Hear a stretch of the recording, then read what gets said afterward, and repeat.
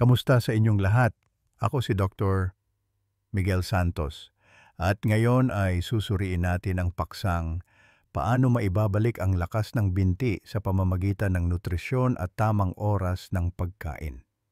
Paano kung sabihin ko sa iyo na isa sa mga pinakamabisang estratehiya para maibalik ang lakas ng iyong binti ay nagmumula sa iyong kusina sa halip na sa gym o gamot, lalo na kung ikaw ay nakakaramdam ng panghihina, pagbagal o mas madaling mapagod. Tunay nga, ayon sa mga kamakailang pag-aaral, ang isang particular na dieta ay maaaring magsimulang buhayin muli ang neuromuscular function sa loob lamang ng 2 oras kapag ito ay isinagawa sa tamang oras at may tamang kasama.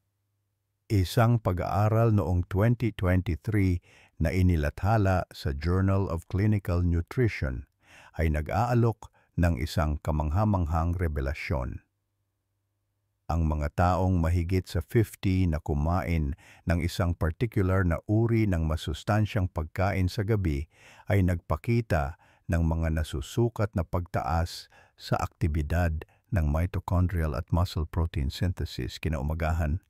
Ito ang mga biolohikal na salik na nagtutulak ng lakas, enerhiya at paggaling, lalo na sa mga binti na kadalasang unang humihina sa pagtanda. Ito ay higit pa sa itsura o kahit na sa paggalaw. Ito ay tungkol sa iyong kalayaan, tiwala sa sarili, at kahabaan ng buhay. Kapag humina ang lakas ng binti, nagbabago ang lahat, nagiging mahirap ang pag-akyat sa hagdan, nagiging hindi matatag ang balanse, at bumababa ang antas ng enerhiya. Ang mga sintomas na ito ay madalas na isinisisi sa pagtanda. Ang katotohanan, gayunpaman, ay hindi ang edad ang pangunahing sanhi ng pagkasira ng kalamnan. Ang mas malalaking salarin ay ang hindi pagkakatugma ng circadian rhythms. Mababang antas ng pamamaga, low-grade inflammation, at patuloy na kakulangan sa nutrisyon sa antas ng selula. Sa madaling salita, ito ay iyong biyolohiya, hindi ang iyong kronolohikal na edad. Mahalaga kung ano ang iyong kinakain, kailan mo ito kinakain, at kung paano ito nakakaapekto sa iyong mga kalamnan at sistema ng nerbiyos. Sa episode na ito, susuriin natin ang pisyolohiya at neurobiolohiya ng isang madaling makuha na pagkain na kapag ginamit ng tama ay maaaring makabuluhang mapabuti ang paggana ng binti. Malalaman mo kung paano ibinabalik ng pagkain ito ang kahusayan ng mitochondrial, ang mga pabrika ng enerhiya ng iyong kalamnan, ang papel ng amino acid signaling sa pagpapanumbalik ng densidad ng kalamnan, kung bakit nakakaapekto ang iyong circadian clock sa pagiging epektibo ng pagkain ito, kung paano ito i-timing para sa pinakamataas na epekto, ang profile ng nutrisyon na nagpapabilis sa paggaling ng neuromuscular sa magdamag, at isang detalyadong protocol na maaari mong simulan ngayong gabi. Ito ay agham, hindi hype. Ito isang paalala na ang iyong katawan ay may kakayahang gumaling ng mas mabilis kaysa sa iyong inaakala kung mayroon kang tamang mga mapagkukunan. Magsimula na tayo. Sa loob ng maraming taon, inakala natin na ang atrophy ang pag-urong ng mga hibla ng kalamnan dahil sa kawalan ng aktibidad o pagbaba ng hormonal ang pangunahing sanhi ng pagkawala ng kalamnan sa pagtanda. Gayunpaman, ipinapakita ngayon ng neuroscience ang isang iba't ibang, mas positibo at mas madaling aksyonan na larawan. Natutuklasan ng mga mananaliksik na ang malaking bahagi ng kalamnan na inaakala mong nawala ay naririyan pa rin. Ito ay simpleng na-disconnecta. Ito ang ipinapakita ng pag-aaral. Ang mga motor neuron na nagkokonekta sa iyong utak at spinal cord sa iyong mga kalamnan, lalo na sa iyong mga binti, ay nagsisimulang masira o mawala ng pagiging epektibo simula pa lang sa iyong 40s. Dahil sa pagkakadisconnectang ito, hindi ganap na natatanggap ng mga kalamnan ang senyas para kumilos, na nagre-resulta sa pagbaba ng electrical signaling. Nariyan sila, ngunit hindi sila gumagana. Ayon sa isang makabagong pag-aaral mula sa University of Calgary, ang mga matatanda na may humihinang lakas ng binti ay mayroon pa ring structural na kapasidad para sa aktibidad ng kalamnan. Ang problema ay nasa neuromuscular signaling. Sa madaling salita, ang kalamnan ay offline, hindi patay, na nangangahulugang maaari itong ibalik online. Naranasan mo na bang makaramdam ng kawalang tatag kapag tumatayo mula sa isang upuan nang walang malinaw na dahilan? O napansin mo ba na ang iyong mga binti ay mas mabilis mapagod kaysa dati kahit walang pagbabago sa iyong gawain? Ito ay isang pagkasira sa komunikasyon ng nerbiyos, hindi lamang pagtanda. Sa kabutihang palad, mayroong paraan upang ayusin ito. Dito, ang spinal cord ay may mahalagang papel. Ito ay nagsisilbing relay point para sa mga utos ng paggalaw at umaasa sa patuloy na suporta na dulot ng nutrisyon upang mapanatili ang kalidad ng signal. Isipin ang iyong sistema ng nerbiyos bilang isang supervisor na sumisigaw ng mga direksyon sa isang megaphone at ang iyong mga kalamnan sa binti bilang isang grupo ng mga may kakayahang manggagawa. Kung mahina ang baterya ng megaphone, magdurusa ang pagganap, ngunit kapag na-recharge ito, agad na babalik sa trabaho ang grupo. Isa sa mga pinakamabilis na paraan para gawin ito ay ang pagbibigay ng mga mahahalagang nutrisyon na nagpapabuti sa kahusayan ng signaling sa neuromuscular junction, kung saan nagtatagpo ang iyong mga nerbiyos at kalamnan. Ang mga particular na amino acid, B vitamin, at cholinergic precursor ay maaaring makabuluhang palakasin ang koneksyon na ito sa loob ng ilang oras. At ang dietang tinututukan natin ay tumutulong dito. Malalaman mo na ang dietang ito ay hindi lamang mataas sa protina, kundi naglalaman din ng mga particular na nutrisyon na kailangan ng iyong sistema ng nerbiyos upang maibalik ang komunikasyon. Nangangahulugan ito na hindi mo lang pinapakain ang iyong mga kalamnan, kundi muli mo silang ina-activate. Ito ay isang madaling gamitin na tool. Bago mo isiping magpalaki pa ng kalamnan, alamin muna kung tunay na ginagamit ng iyong sistema ng nerbiyos ang kalamnan na mayroon ka na. Ang kahinaan sa binti ay madalas na mas may kinalaman sa kalidad ng signal kaysa sa dami ng kalamnan. Ngayon, mas tatalakayin natin ang amino acid na leucine. Isa sa pinakamahalagang nutrisyon para muling i-activate ang sistemang ito at kung paano ito gumagana bilang isang molecular na switch para sa lakas. Ngunit una, isaalang-alang ang pag-subscribe kung binabago ng realisasyong ito ang iyong pananaw sa iyong katawan. Ang channel na ito ay nakatuon sa pagbabago ng kaalaman sa lakas. Isang tuklas sa bawat pagkakataon.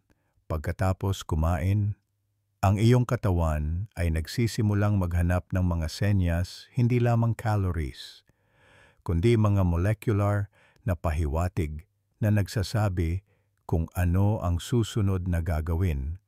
At ang leucine ay isa sa mga pinakamalakas na senyas na hinahanap nito. Ang leucine ay isang kinakailangang amino acid. Ibig sabihin, kailangan mong makuha ito mula sa pagkain dahil hindi ito kayang gawin ng iyong katawan. Ngunit ang kahalagahan nito ay higit pa sa simpleng sustansya. Tinatawag ng mga scientifico ang leucine na isang anabolic trigger.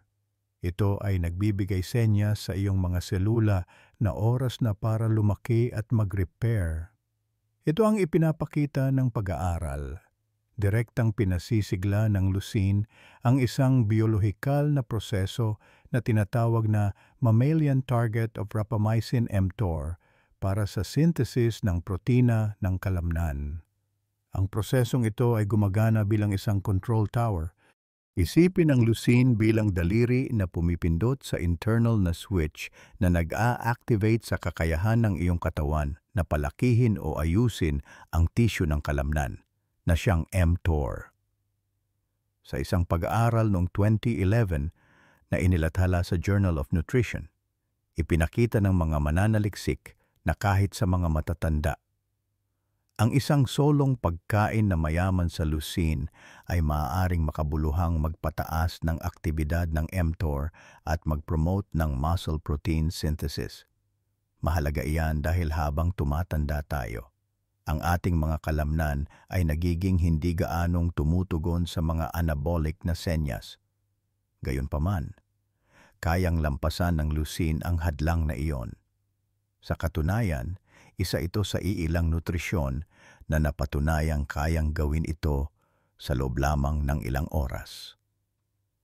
Naranasan mo na bang kumain ng mataas sa protina na tanghalian, ngunit nakaramdam pa rin ng pagod o panghihina sa iyong mga binti? Ang problema ay maaaring hindi sa dami ng protina, kundi sa kalidad at timing ng leucine.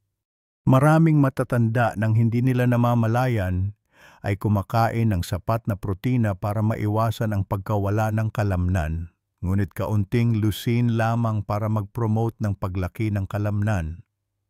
Dahil dito, mahalaga kung saan at kailan mo nakukuha ang iyong protina. Ito ay isang madaling gamitin na tool. Ang iyong unang malaking pagkain sa araw ay dapat nakatuon sa isang mapagkukunan ng pagkain na mayaman sa leucine. Ang mga protina mula sa hayop, tulad ng itlog, baka, manok, at lalo na ang whey protein ay may pinakamataas na nilalaman ng leucine. Kailangan mo lamang kumonsumo ng 2.5 hanggang 3 gramo ng leucine na matatagpuan sa halos 25 hanggang 30 gramo ng dekalidad na protina upang i-activate ang mTOR at simulan ang pag-regenerate ng kalamnan. Ang whey protein isolate ay isa rin sa pinakamabisang paraan upang makamit ito kung gusto mong pabilisin ang proseso. Ang leucine at iba pang mahahalagang amino acid ay naroon sa tamang proportion. Dahil dito, ginagamit ito ng mga atleta at paraming mga professional sa medisina na gumagamot sa mga matatandang pasyente upang mabilis na maibalik ang paggana ng kalamnan. Ngunit ito ay tungkol sa muling pagkonekta, hindi lamang rehabilitasyon. Dahil ang pagkain ng protina na mayaman sa leucine ay nagdudulot ng higit pa sa paglaki ng iyong mga kalamnan at utak, ito ay isang dialogo. Muli mong itinataguyod ang isang biochemical na pag-uusap sa pagitan ng iyong mga kalamnan at sistema ng nerbiyos, at mas mabilis na bumabalik ang usapang iyon. Mas mabilis na mararamdaman mong malakas, matatag, at buhay muli ang iyong mga binti. Sa susunod, tatalakayin natin ang neurotransmitter na literal na nagsasabi sa iyong mga kalamnan na kumilos ang acetylcholine at ang partikular na pagkain na nagpupuno nito ng mas mabilis kaysa sa karamihan ng mga suplemento. Kung ang mga kaalamang ito ay kapaki-pakinabang sa iyo, maaari mong i-like ang video, i-like. Nagbibigay ito ng information sa algorithm na mahalaga ang material na ito at nagbibigay daan sa amin na magbigay ng mga tool para sa lakas na suportado ng agham sa mas maraming taong nangangailangan. Kapag nagpasya kang bumangon, tumayo, maglakad, o tumayo mula sa isang upuan, nagpapadala ang iyong utak ng isang senyas. Ngunit ang senyas na iyon ay hindi agad nakakarating sa iyong mga kalamnan. Ito ay unang na-convert sa isang chemical transmitter na tinatawag na acetylcholine. Ang acetylcholine ay ang neurotransmitter na responsable para sa neuromuscular transmission, ang eksaktong mekanismo kung saan ang isang senyas sa iyong utak ay isinasalin sa paggalaw. Kung wala kang sapat nito, Hindi gumagana ng tama ang iyong mga kalamnan. Sila ay nagkakamali, nag-aalangan, o simpleng hindi tumutugon. Habang tumatanda tayo, ito ay nagiging mas mahalaga. Ipinapahiwatig ng pananaliksik na parehong bumababa ang produksyon ng acetylcholine at ang pagiging sensitibo ng receptor sa pagtanda, lalo na sa mga motor neuron na nagsusupply sa mga binti. Isa ito sa mga dahilan kung bakit mas malamang na makaranas ng kahit bahagyang problema sa balanse o mabagal na reaksyon ng kalamnan ang mga matatanda. Dito nagiging kamangha-mangha ang agham. Ang choline, ang precursor sa acetylcholine, ay napatunayang mabilis na naibabalik ang kakayahang ito sa pagsignal. Ayon sa isang pagsusuri noong 2012 na inilathala sa Nutrients, ang pagtaas ng dietary choline ay maaaring magpataas ng produksyon ng acetylcholine sa loob ng 10 hanggang 12 oras. Ito ay lalong totoo kapag aktibong hinihingi ng utak ang motor coordination. Anong pagkain ang nagbibigay sa iyo ng ganitong kalamangan? Ang pinakamahusay na natural na mapagkukunan ng choline ay ang mga itlog, lalo na ang pula ng itlog, yolks. Mahigit sa 300 miliwarami ng choline na na-convert sa acetylcholine at tumutulong sa pagpapanumbalik ng motor control pathway na iyon ay maaaring makuha mula sa 2 buong itlog lamang. Bukod dito, ito ay higit pa sa isang katotohanang pangdieta. Ito ay isang gumaganang protocol. Subukan ang simpleng gawain sa umaga kung mayroon kang panginginig, kawalang tatag o nabawasang lakas kapag naglalakad o nakatayo, o kung nararamdaman mo na ang iyong mga binti ay mabagal tumugon. Sa loob ng 30 minuto ng paggising, kumain ng 2 buong itlog. Mas mabuti kung may kasamang protina na mataas sa leucine, tulad ng cottage cheese o whey. Bakit? Dahil ang produksyon ng acetylcholine ay natural na mababa pagkatapos matulog. Ang mga motor neuron ay mas receptive sa input ng pagkain sa umaga. Kapag kailangan ito ng iyong katawan, binibigyan mo ito ng mga building block na kailangan nito para maibalik ang neuromuscular control. Pagkatapos kumain ng almusal na mayaman sa protina, napansin mo na ba kung gaano kakumpiyansa ang iyong mga hakbang? Ang epekto ay hindi placebo. Ito ang mas tumpak na pag-firing ng iyong central nervous system. Ang choline ay hindi lamang sumusuporta sa kalamnan. Pinapabuti nito ang koneksyon sa pagitan ng iyong mga binti at utak. Huwag mag-alala kung ikaw ay plant-based o hindi kumakain ng itlog. Ang quinoa, Brussels sprouts at soybeans ay karagdagang mapagkukunan ng choline. Gayunpaman, ang pula ng itlog ay may pinakamataas na bioavailability o kung gaano kahusay itong naaabsorb at napoproseso ng iyong katawan. Bukod pa rito, ang acetylcholine ay hindi lamang nag-i-stimulate ng mga kalamnan. Ito rin ay may malaking papel sa memorya, pag-aaral at focus sa makatuwid. Ang pagpapanumbalik ng antas ng acetylcholine sa utak ay nagpapabuti sa parehong kalinawan ng pag-iisip at kontrol sa pisikal, na isang win-win situation para sa magandang pagtanda. Susuriin natin kung paano nakakaapekto ang daloy ng dugo sa lakas ng binti sa susunod na seksyon. Isa pang mahalagang link sa kadena na ito. Bukod pa rito, isang pagkain na nagpapataas ng sirkulasyon ng napakahusay ay pinag-aaralan bilang isang potensyal na natural na lunas para sa pagkapagod sa pagganap at vascular dementia. Mag-click sa subscribe kung determinado kang bawiin ang iyong lakas at kalinawan. Nagsisimula pa lang tayo, at bawat bahagi ay nagpapatong sa nauna na may mga tool na maaaring gamitin sa iyong pang-araw-araw na buhay. Simula ngayon, Isipin na sinusubukan mong magtanim sa hardin, ngunit may baluktot na hose ng tubig. Hindi lalago ang mga halaman gaano man kaganda ang lupa o gaano karaming sikat ng araw ang ibigay mo.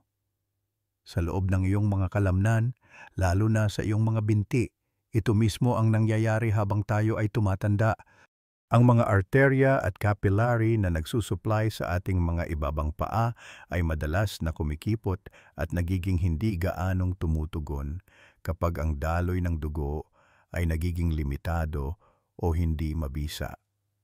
Tatlong mahahalagang bahagi ng paggana at pag-aayos ng kalamnan ang nahahadlangan nito: pagtatapon ng basura, transportasyon ng nutrisyon, at paghahatid ng oxygen. Ang resulta ay mga binti na nakakaramdam ng bigat, pagod, o mabagal tumugon. Ang mahinang sirkulasyon ay maaaring lihim na sumira sa iyong lakas. Kahit na nakakakuha ka ng sapat na protina at nag-eehersisyo, ang nitric oxide o NO ay ang pangunahing chemical na kumukontrol sa pagluwang ng mga daluyan ng dugo. Ang iyong mga endothelial cell na bumabalot sa iyong mga daluyan ng dugo ay automatikong gumagawa ng gas na ito na nagbibigay senyas kung kailan dapat lumuwang ang iyong mga daluyan upang payagan ang mas maraming dugo na dumaloy.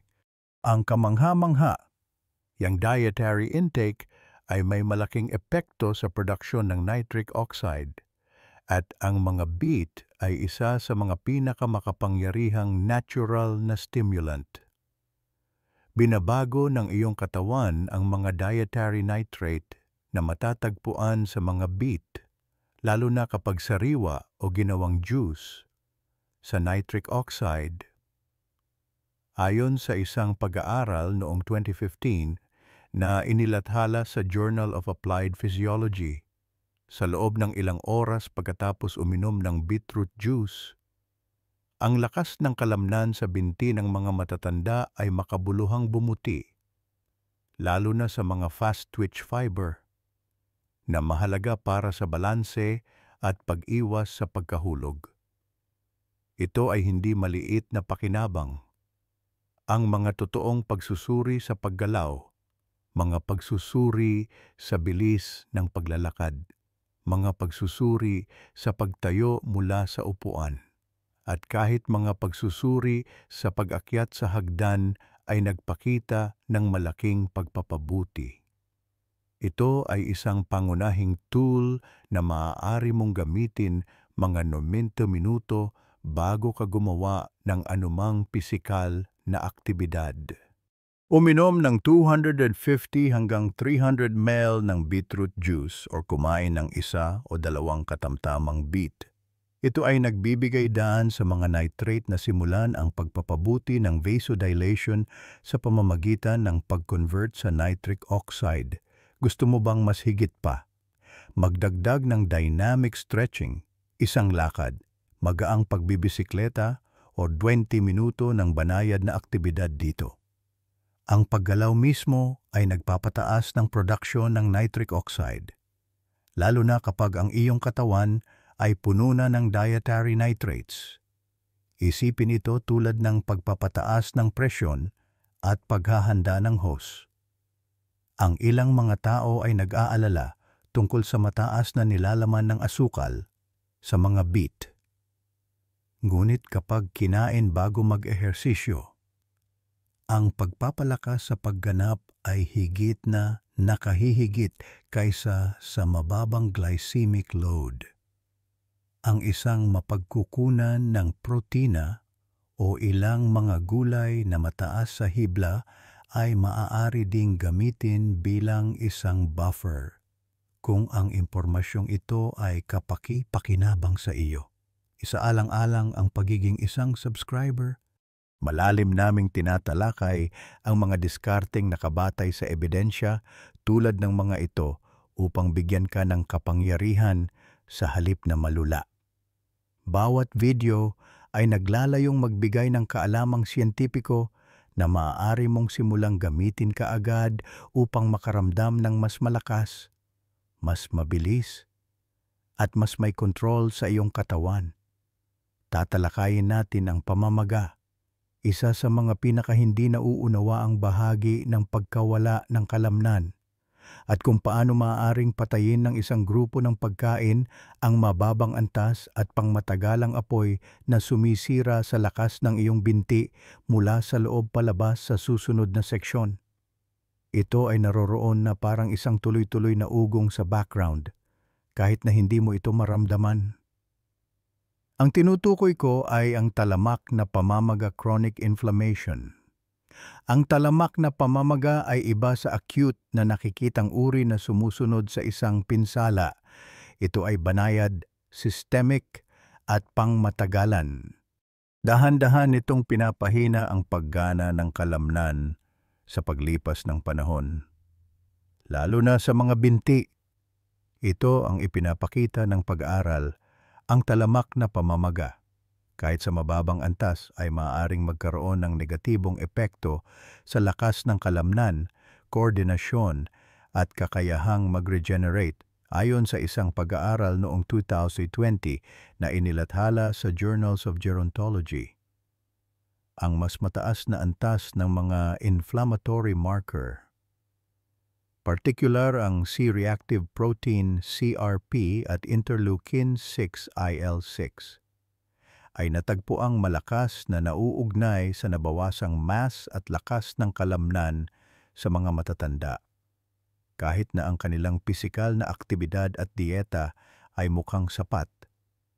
Kaya ano ang nangyayari sa iyong katawan kapag nangyari ito, ang mismong mga proseso na nagtutulak sa iyong mga pag-urong ng kalamnan muscle protein synthesis, oxidative stress, at mitochondrial function ay lahat ay nahahadlangan ng pamamaga. Bukod pa rito, pinapahina nito ang kakayahan ng iyong sistema ng nerbiyos na epektibong i-recruit ang mga hibla ng kalamnan. Kaya, kahit na naroroon ang isang kalamnan, humihina ang senyas para i-activate ito. Ang susunod na bahagi ay ang hindi inaasahan. Isa sa mga pinakamabisang instrumento na mayroon tayo para patayin ang patuloy na apoy na ito ay hindi na sa supplement aisle. Mahahanap mo ito sa iyong drawer ng mga gulay. Ngayon, para sa madilim na madahong gulay, isipin ang mustard greens, chard, arugula, kale, at spinach. Ang mga ito ay makapangyarihang anti-inflammatory na pagkain bukod pa sa pagiging mataas sa nutrisyon. Nangangailangan sila ng mataas na konsentrasyon ng nitrate molecules, magnesium, chlorophyll, at polyphenols, na lahat ay tumutulong sa iyong katawan na sugpuin ang mga inflammatory pathway. Particular, ang flavonoid na quercetin na matatagpuan sa mustard at kale greens ay napatunayang direktang humahadlang sa mga inflammatory cytokine tulad ng TNF-alpha at IL-6. Ayon sa isang pag-aaral noong 2019 na inilathala sa Frontiers in Pharmacology, ang regular na pagkain ng mga pagkaing mayaman sa quercetin ay maaaring magpababa ng mga marker ng pamamaga sa loob ng 2 hanggang 4 na linggo, lalo na kapag isinama sa katamtamang ehersisyo. Ang pagsasama ng hindi bababa sa isang buong tasa ng madilim na madahong gulay sa iyong unang pagkain sa araw ay isang simpleng, suportado ng siyensya na gawain. Bakit sa unang pagkain? Dahil nakakatulong ito na itakda ang tono para sa regulasyon ng pamamaga sa buong iyong circadian rhythm, na siyang internal na orasan na kumokontrol sa iyong mga hormone at immunological na tugon, upang mapataas ang pagsipsip ng mga fat-soluble antioxidant tulad ng vitamina K at beta-carotene. Subukang isama ang mga ito sa isang mapagkukunan ng malusog na taba tulad ng abukado o langis ng oliba. Maaari ka ring magdagdag ng kaunting lemon o apple cider vinegar upang mapabuti ang panunaw at pagsipsip ng nutrisyon. Mahalagang tandaan na ang mga pagkaing ito ay hindi gumagana sa parehong paraan tulad ng mga painkiller. Ang mga epekto ay hindi agad makikita. Ngunit sa paglipas ng panahon, karaniwang sa loob ng 10 hanggang 14 na araw, maaari kang makaranas ng mas kaunting pananakit, mas mabilis na paggaling, mas pare-parehong enerhiya, at isang nabagong pakiramdam ng lakas ng binti. Dito, ang nutrition ay nagiging higit pa sa gasolina. Ito ay nagiging isang senyas para sa regulation. Nagbibigay ito ng senyas sa iyong immune system na huminahon dahil ligtas tayo. Sa susunod na seksyon, susuriin natin ang isang bagay na halos hindi pinapansin ng karamihan ng mga tao kung paano maaaring mapabuti o mapalala ng timing ng pagkain ang iyong lakas ng binti at paggaling ng kalamnan. Lalo na habang ikaw ay tumatanda. Kung ano ang iyong kinakain ay kalahati lamang ng kwento pagdating sa pagbabalik ng lakas ng binti. Lalo na habang tayo ay tumatanda. Ang timing ng ating mga pagkain ay maaaring maging kasing halaga. Kita mo, sa bawat pagkain mo na naglalaman ng protina, nagtitrigger ito ng muscle protein synthesis o MPS. Ito ang biolohikal na proseso na ginagamit ng iyong katawan upang lumikha ng bagong tisyu ng kalamnan at ayusin ang nasirang kalamnan. Sa esensya, sinasabi ng iyong katawan na lumaki. Narito ang issue. Gayunpaman, ang senyas na iyon ay humihina habang tayo ay tumatanda.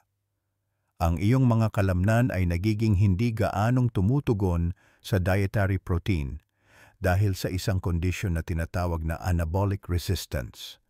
Sa makatuwid, kahit na kumonsumo ka ng sapat na protina sa iyong pangkalahatang dieta, maaaring hindi ito gamitin ng iyong katawan sa pinakamataas na potensyal nito para sa paglaki ng kalamnan kung hindi tama ang timing. Ano kung gayon ang solusyon? Ito ang ipinapakita ng pag-aaral.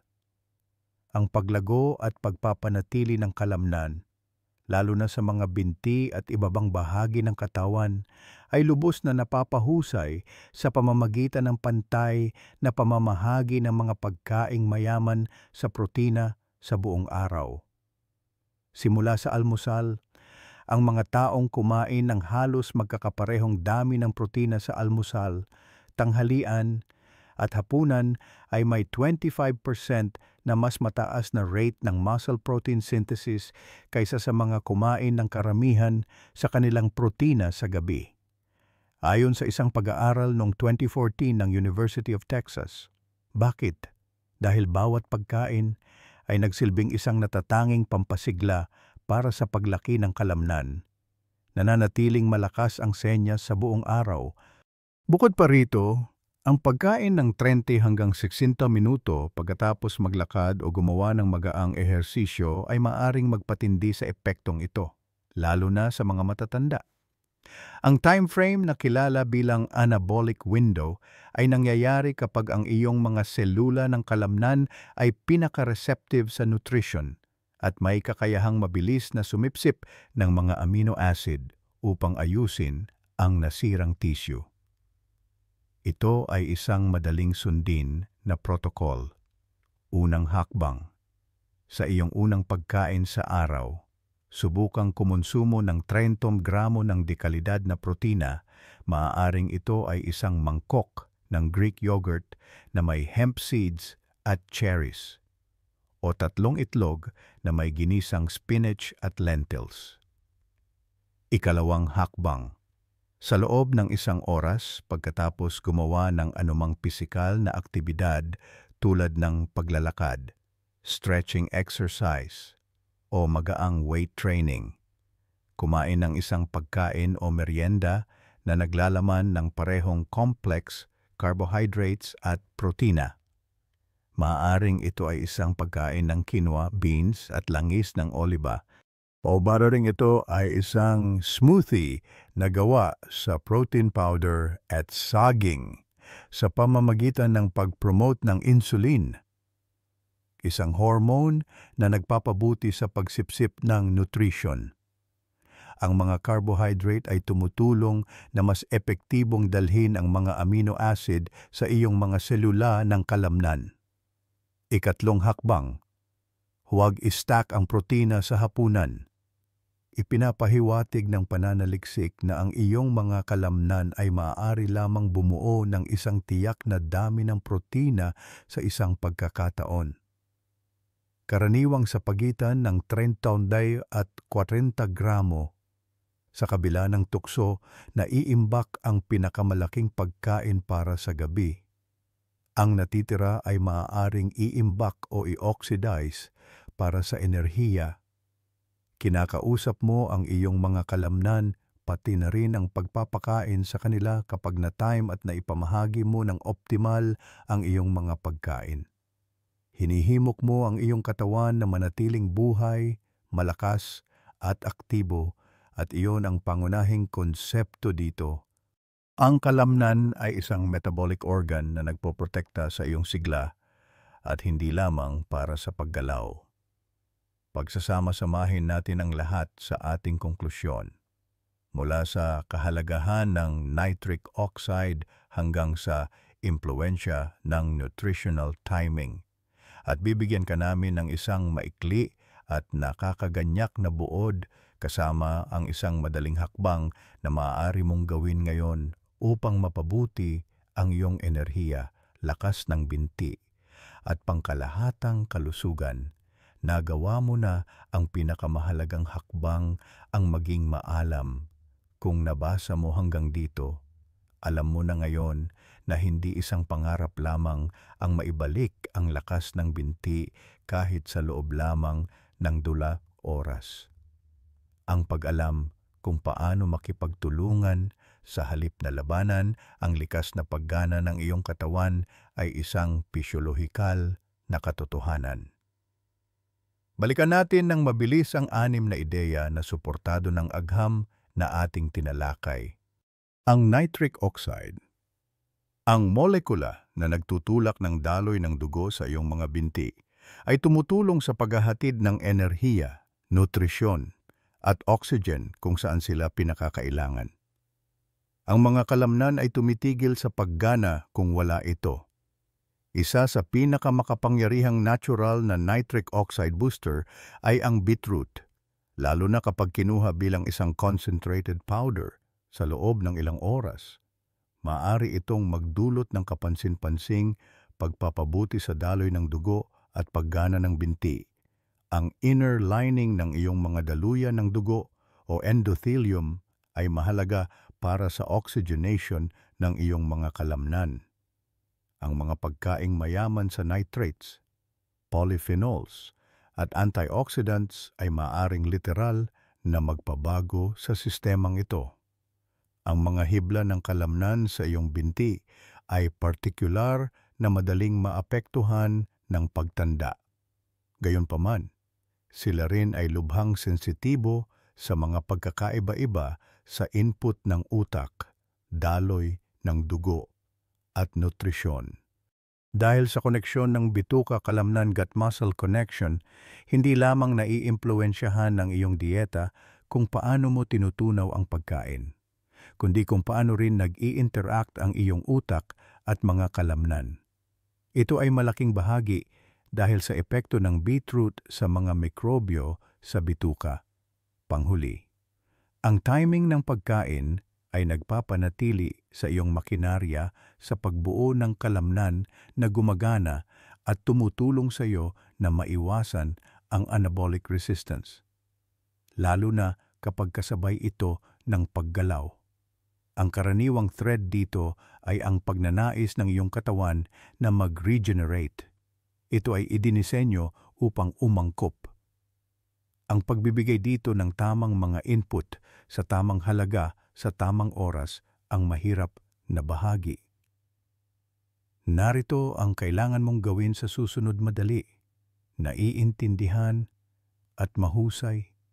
Bukas, simulan ang iyong araw sa isang smoothie na may beets. magdagdag ng isang mapagkukunan ng protina tulad ng Greek yogurt o isang vegan substitute. At pagkatapos mismo itong inumin, maglakad ng 15 minuto. Ang iyong mga daluyan ng dugo ay handa na. Ang nitric oxide ay inilalabas at ang muscle signaling ay sinisimulan. Pagkatapos ng 30 hanggang 60 minuto, kumain ng almusal na mayaman sa protina. Hindi lamang tungkol sa lakas ng binti ang usapan dito. Dahil malinaw ang agham, ito ay may kinalaman sa momentum kahit na ang mga maliliit na pagbabago tulad ng pag-inom ng isang nutrisyon, paglalakad ng mabilis o pagkain sa tamang oras ay maaaring magkaroon ng malaking epekto sa kung paano gumagana ang iyong katawan at kung ano ang iyong nararamdaman. Ito ay lalong totoo para sa iyong mga binti na nagsisilbing pundasyon para sa paggalaw at isang bintana sa iyong metabolic health at sigla. At magsisimula kang mapansin ang isang bagay na maliit ngunit makabuluhan kapag ginamit mo ang mga tool na ito araw-araw. Mas malakas ang pakiramdam ng iyong mga binti, ngunit hindi lang iyon. Ito ay dahil mas nakakaramdam ka ng kakayahan, katatagan, sigla, at parang ikaw ulit. Subukan ang protocol na ito. Pagkatapos ay pansinin ang mga pagbabago. Paki-like, comment, at subscribe kung ang video na ito ay nagbigay sa iyo ng isang bagong pananaw sa iyong katawan at iyong mga posibilidad. Ang aming komunidad ay narito upang tulungan kang hindi lamang mabuhay, kundi umunlad, na may mga mapagkukunang nakabatay sa ebidensya na sumusuporta sa iyong isip, katawan at buhay. Pinahahalagahan ko ang iyong panonood at umaasa akong makita ka sa susunod na episode.